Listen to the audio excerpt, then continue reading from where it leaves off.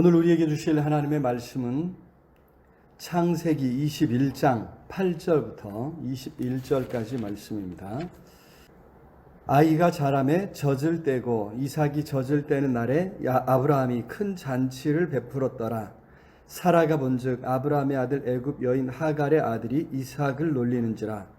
그가 아브라함에게 이르되 이 여종과 그 아들을 내쫓으라. 이 여종의 아들은 내 아들 이삭과 함께 기업을 얻지 못하리라 하므로 아브라함이 그의 아들로 말미암아 그 일이 매우 근심이 되었더니 하나님이 아브라함에게 이르시되 내 아이나 내 여종으로 말미암아 근심하지 말고 사라가 내게 이른 말을 다 들으라. 이삭에게서 나는 자라야 내 씨라 부를 것임이니라. 그러나 여종의 아들도 내 씨니 내가 그로 한 민족을 이루게 하리라 하신지라. 아브라함이 아침에 일찍이 일어나 떡과 물 한 가죽부대를 가져다가 하갈의 어깨에 메워주고 그 아이를 데리고 가게 하니 하갈이 나가서 브엘세바 광야에서 방황하더니 가죽부대에 물이 떨어진지라. 그 자식을 관목덤불 아래에 두고 이르되 아이가 죽는 것을 참아보지 못하겠다 하고 화살 한바탕 거리 떨어져 마주 앉아 바라보며 소리내어 우니 하나님이 그 아이의 소리를 들으셨으므로 하나님의 사자가 하늘에서부터 하갈을 불러 이르시되 하갈아 무슨 일이냐 두려워하지 말라. 하나님이 저기 있는 아이의 소리를 들으셨나니 일어나 아이를 일으켜 내 손으로 붙들라. 그가 큰 민족을 이루게 하리라 하시니라. 하나님이 하갈의 눈을 밝히셨으므로 샘물을 보고 가서 가죽부대에 물을 채워다가 그 아이에게 마시게 하였더라. 하나님이 그 아이와 함께 계심에 그가 장성하여 광야에서 거주하며 활 쏘는 자가 되었더니 그가 바란 광야에 거주할 때에 그의 어머니가 그를 위하여 애굽 땅에서 아내를 얻어 주었더라. 아멘.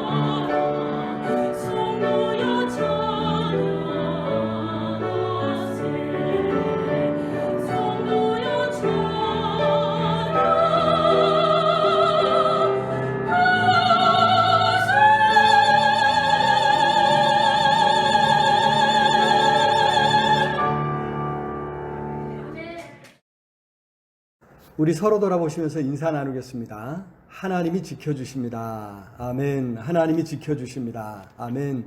우리 하나님께서 지켜주실 줄로 믿습니다. 한국전쟁이 일어난 지 벌써 70주년이 되었습니다. 이 땅의 전쟁의 기억이 가물가물하지만 사실 전쟁의 아픔은 아직 우리 속에 깊이 새겨져 있는 것 같습니다.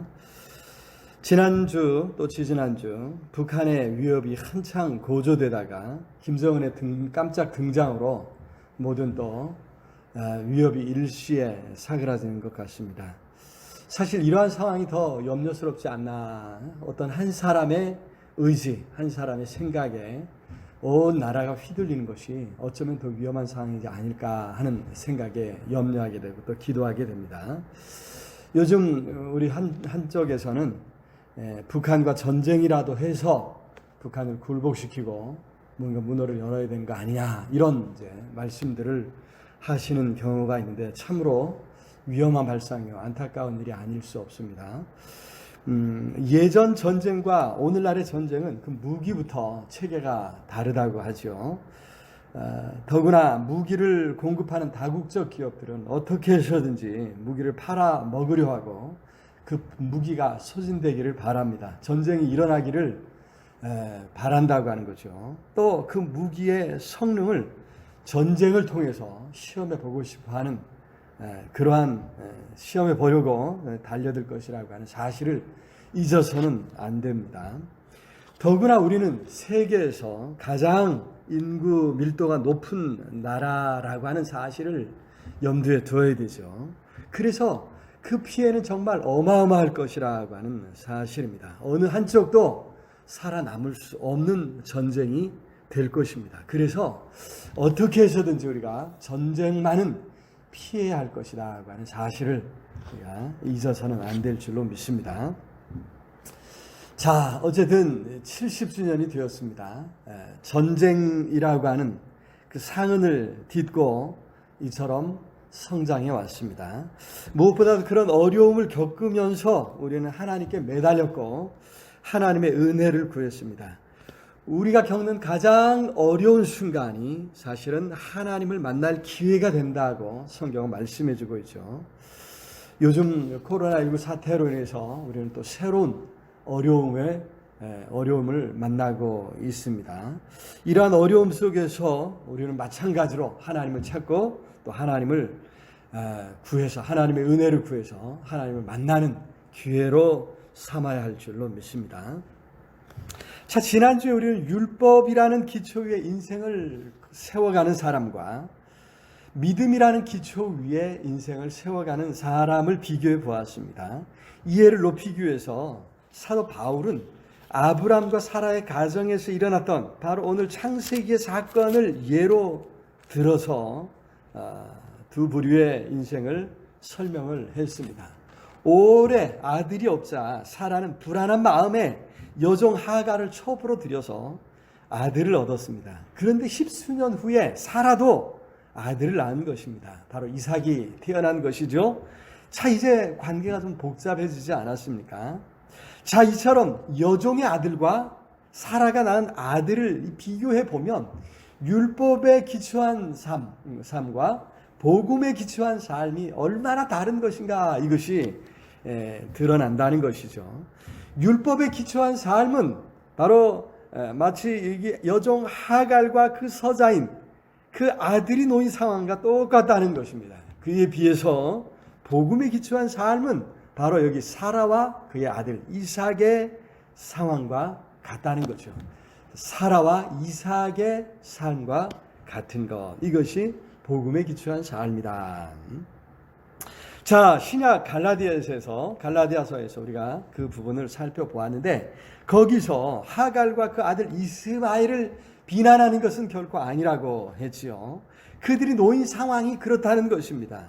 이들을 예로 들어서 사실 하갈과 이스마엘의 이야기가 아니라 아브람과 사라의 이야기를 하고 있다고 했습니다. 더 나아가서 아브람과 사라뿐만이 아니라 아브람과 사라처럼 믿음으로 살려고 하는, 하나님의 약속을 붙잡고 믿음으로 살려고 하는 모든 사람의 이야기를 하고 있다고 하는 사실이죠. 그래서 오늘은 본문을 살피면서 지난주에 하지 않았던 이 바로 하갈과 이스마엘의 삶에 대해서, 이스마엘에 대해서 관심을 가져보려고 합니다.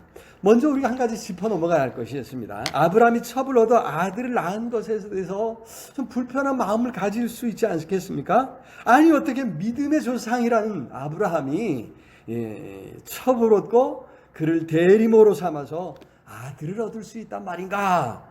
오늘날 우리는 그런 마음, 그런 생각을 가질 수 있습니다. 하지만 아쉽게도 본문은 그 부분에 대해서는 침묵하고 있다는 것입니다. 본문의 관심은 전혀 거기에 있지 않습니다.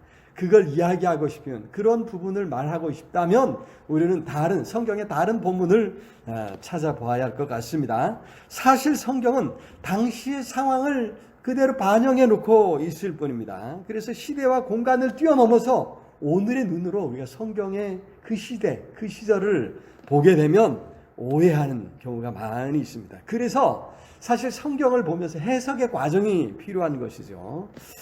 우리 한국 기독교에서 한때 유행하던, 그리고 지금도 몇몇 사람들이 추종하는 문자주의, 이게 참 위험한 것입니다. 이 시대와 문화와 모든 지리적 여건들을 염두에 두지 않고 성경을 문자 그대로 보는 거, 이게 좋은 것 같지만 결코 합당하지 못한 것이다, 위험한 것이다 하고 하는 거죠. 성경의 어떤 사건을 살피면서 거기서 주어진 하나님의 뜻이 무엇인지를 찾는, 다시 말하면 해석의 노력이 있어야 우리는 성경을 제대로 읽고 있다고 하는 것이죠. 그래서 이 해석의 노력을 게을리하지 말아야 될 줄로 믿습니다. 자, 분명한 것은 성경의 하나님은 우리가 지금 눈으로 보는 것처럼 이처럼 비윤리적이거나 매정한 하나님은 결코 아니라고 하는 사실이죠. 오늘 본문이 바로 그것을 보여주고 있습니다. 하갈과 이스마엘의 이야기를 살피면서 오늘 우리에게 주시는 하나님의 말씀은 무엇인가 살펴보고자 합니다. 무엇보다도 사라의 여종이면서 아브라함의 첩이었던 하갈이 버림받고 또 내쫓김 당하는 이 어려움 속에서 어떻게 하나님을 만나게 되었는가, 이것을 살펴볼 때 오늘 우리가 만나는 여러 어려움 속에서 그 어려움들을 어떻게 극복할 수 있을 것인가 지혜를 얻는 계기가 되었으면 좋겠습니다. 자, 첫 번째로 하나님은 우리가 그 어떤 사람이 아니라 하나님만을 전적으로 의지하기를 원하신다고 하는 사실입니다. 그래서 하갈과 이스마엘을 아브라함의 보호에서 떠나게 하십니다. 10절에 그러죠. 이 여종과 그 아들을 내쫓으라. 사라의 이야기입니다. 사라의 이야기. 염려하며 사라가 염려하고 또 불안한 마음에 하갈과 또 여종 하갈과 그 아들 이스마엘을 내쫓고 있습니다. 그런데 하나님께서도 이를 용인하는 것처럼 말씀하신다는 거죠. 12절 한번 읽어볼까요? 12절 시작. 하나님이 아브라함에게 이르시되 내 아이나 내 여종으로 말미암아 근심하지 말고 사라가 내게 이른 말을 다 들으라. 이삭에게서 나는 자라야 내 씨라 부를 것임이니라. 아멘. 자, 사라가 내게 이른 말을 다 들으라. 하나님께서도 그렇게 용인하셨습니다. 그런데 여러분, 이렇게 쫓겨남으로 이들이 아브라함이 아니라 하나님을 의지하게 되고, 이들이 쫓겨남으로 하나님을 만나는 계기가 되었다고 하는 것입니다. 하나님은 이들을 쫓겨나는 것으로 끝내지 아니하십니다. 내쫓아 버리라고 말씀하시니까 끝내지 아니하시고 어떻게 해요? 바로 하갈과 이스마엘을 찾아가 만나 주셨다고 하는 사실입니다. 떠나 보내게 하신 하나님께서 광야에서 하갈을 찾아오셨고 만나 주셨다고 하는 사실을 잊어서는 안 되는 거죠. 자, 우리가 누군가를 의지하던 자리에서 떠나 독립할 때 비로소 온전한 인격체로 성장합니다. 그런데 우리 인간이 꼭 이렇게 독립하는 것을 끝나지 않는다. 또 독립한 상황에서도 성인이 되어서도 또 누군가를 의지하고 또 독립하고 의지하고 이것을 반복하면서 이렇게 우리가 살아간다고 하죠. 우리는 누구든지 혼자서는 살 수 없는 그런 연약한 존재이기에 항상 누군가와 함께 더불어 살면서 의지가 되는, 의지가 되어야 살아갈 수 있다고 하는 사실입니다. 문제는 우리가 누군가 혹은 무엇인가를 의지할 때는 만족할 수 없다고 하는 사실입니다. 의존은 결국 집착을 불러오고요, 상대방을 지치게 합니다. 관계가 깨어지게 되는 그런 경우에 이르는 거죠.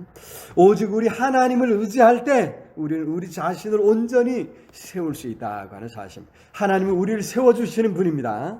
하나님을 의지함으로 하나님 말씀 위에서 여러분의 인생을 세워가고 여러분들의 가정을 세워가고 또 더 나아가서 이 나라, 이 민족을 세워갈 수 있는 우리 모두가 되어야 될 줄로 믿습니다. 자, 두 번째로 하나님은 그를 찾는 사람이라면 어떤 사람이라도 차별하지 아니하시고 외면하지 아니하신다고 하는 사실을 우리에게 가르쳐주고 있습니다.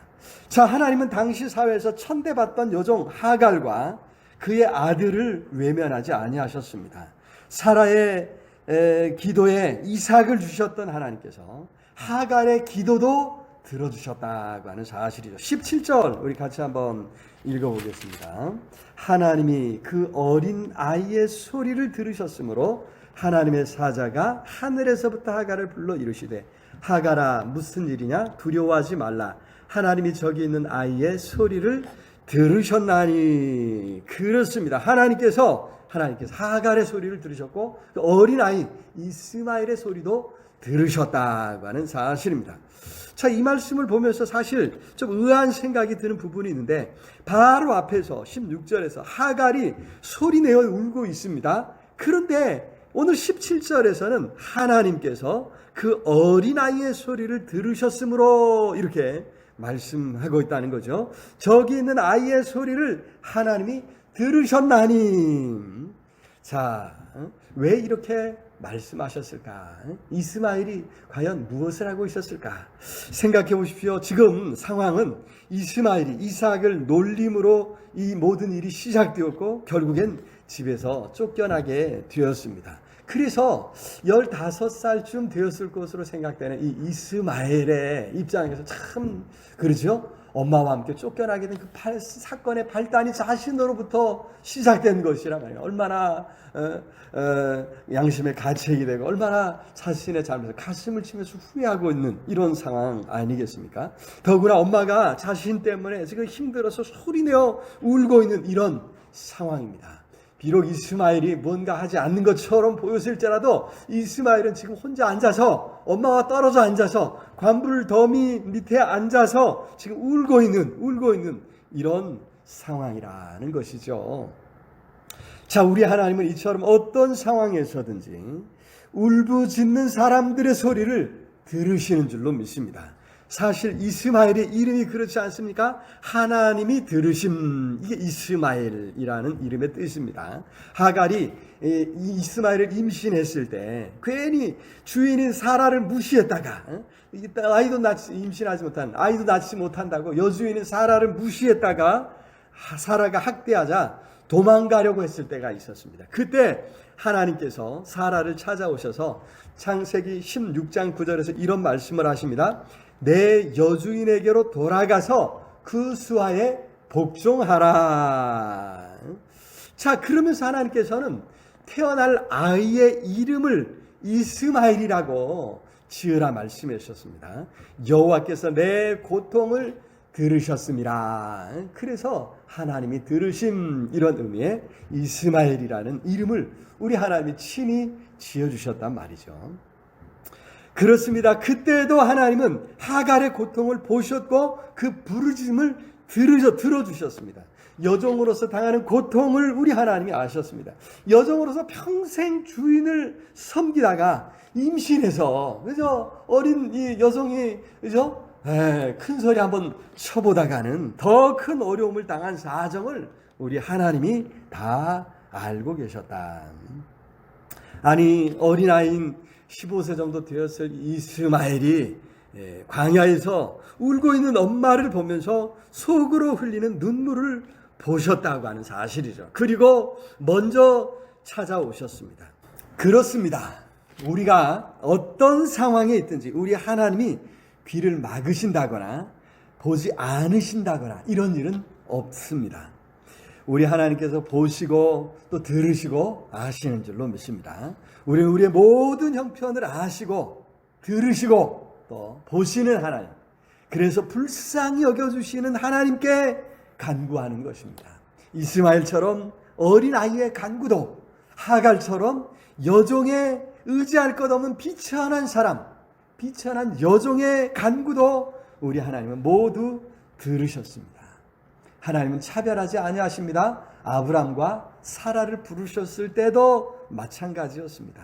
아브람을 선택하셨을 때 그도 별 볼 일 없는 사람 중에 하나였습니다. 하나님은 차별하지 아니하십니다. 어떤 자리에 있든지 어떤 상황에 있든지 하나님을 찾고 하나님 앞에 간구하시기를 바랍니다.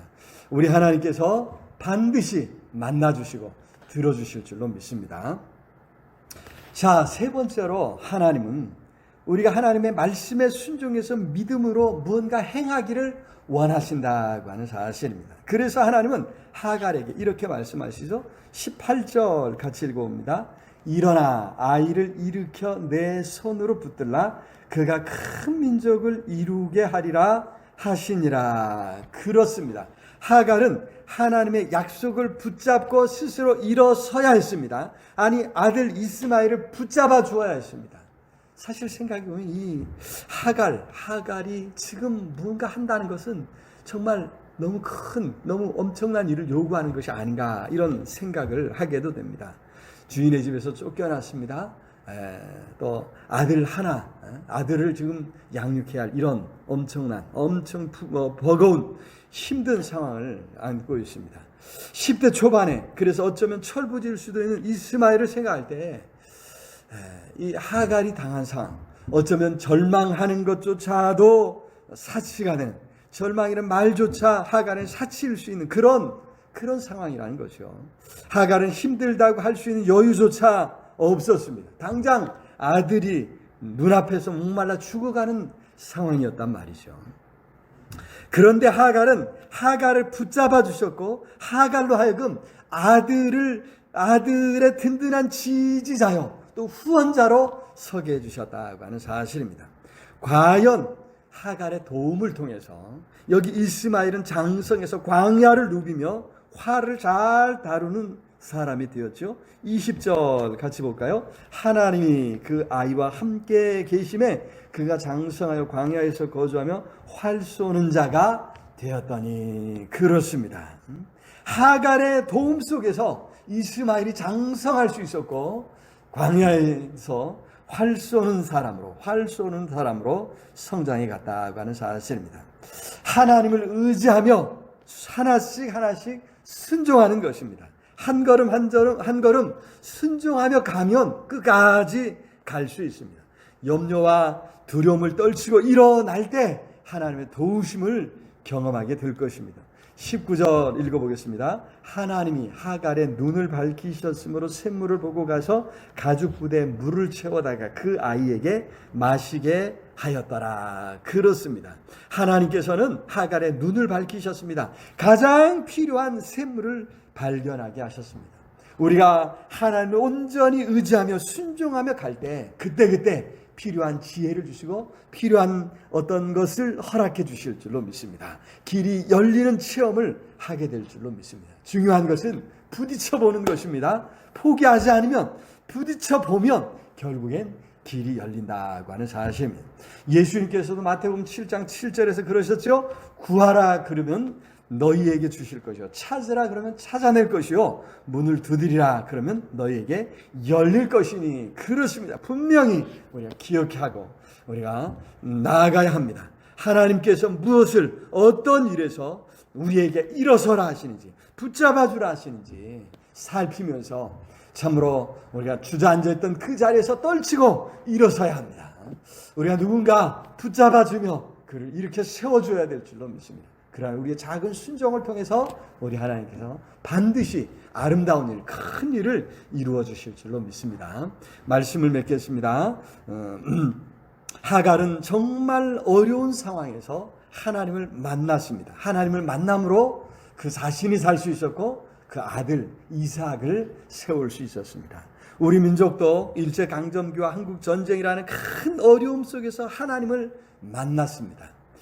오늘 마찬가지 우리가 살아가면서 만나는 가장 어려운 순간에 우리는 하나님을 찾아야 되고 하나님을 만나야 합니다. 하나님의 능력을 힘입음으로 바라기는 하갈처럼 오늘 믿음의 모든 사람들이 그러했던 것처럼 참으로 하나님의 은혜를 힘입고 다시 설 수 있는 저와 우리 모두가 될 수 있기를 우리 주님의 이름으로 축원합니다. 말씀을 생각하면서 우리 함께 간절히 함께 하나님 앞에 기도했으면 좋겠습니다. 하나님, 우리가 당하는 모든 환난과 어려움 주님 기억해 주시고 살펴주시고 이 환난과 어려움 속에서 다시 일어설 수 있도록 우리를 붙들어 달라고, 특별히 코로나19 상황 속에서 하나님 우리를 긍휼히 여겨 달라고 우리 간절히 통성으로 함께 기도하겠습니다. 사랑의 아버지 하나님, 은혜와 사랑을 참으로 감사합니다.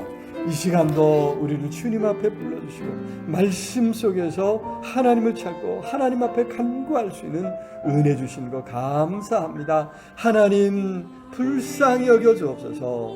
우리를 긍휼히 여겨 주시고 우리가 당한 이 모든 환난과 어려움 가운데서 우리를 붙들어 주시고 일으켜 주시고 우리가 이 모든 어려움을 해칠 수 있는 은혜와 축복을 허락해 주시옵소서. 하나님, 오늘 코로나19 사태로 인해서 온 세상이 크게 흔들리고 있습니다.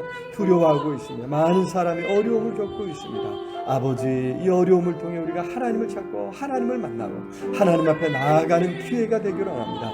성령 하나님이여, 이 나라의 민족을 불쌍히 여겨주시고 전 세계 방방곡곡에서 참으로 하나님을 찾고 하나님 앞에 나아갈 수 있는 기회가 되도록 역사하여 주시옵소서. 예수 그리스도 이름으로 기도드리옵나이다. 아멘.